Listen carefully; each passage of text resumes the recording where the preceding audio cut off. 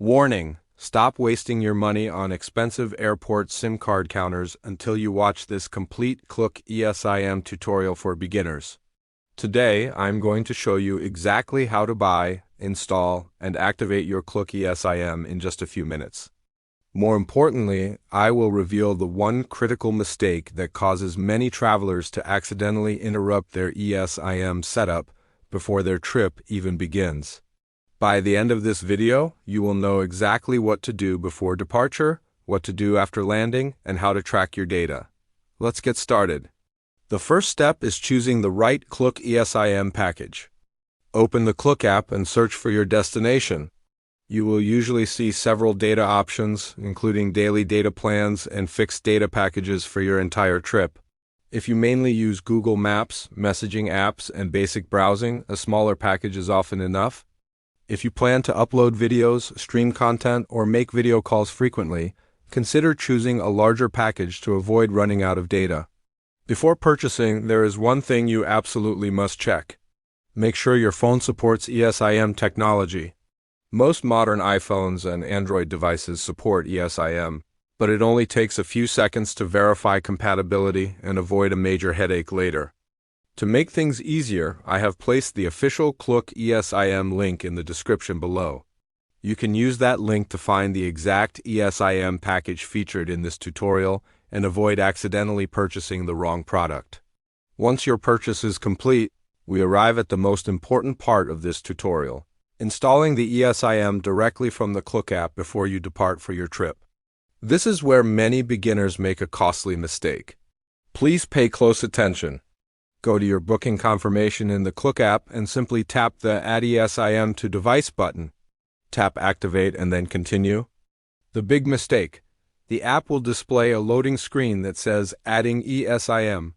This may take 3 to 5 minutes, and you must not close this page while it is loading, or your installation may fail. For iOS users, note that you will need to follow standard on-screen prompts to activate your eSIM and choose how you want to use it while traveling. This simple step makes it much easier to identify your travel eSIM later. Once the process finishes, you will see a screen confirming your eSIM is ready for use. You do not need to worry about wasting your data while you are still at home. The validity period will start only after you connect to the local network at your destination.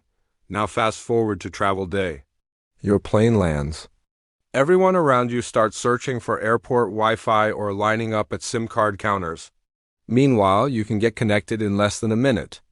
Open your phone's cellular settings for Apple or SIM Manager for Android. Turn on your new Klook eSIM and select the Klook eSIM for your mobile data. There's one final setting that many people forget. You must enable data roaming for the Klook eSIM.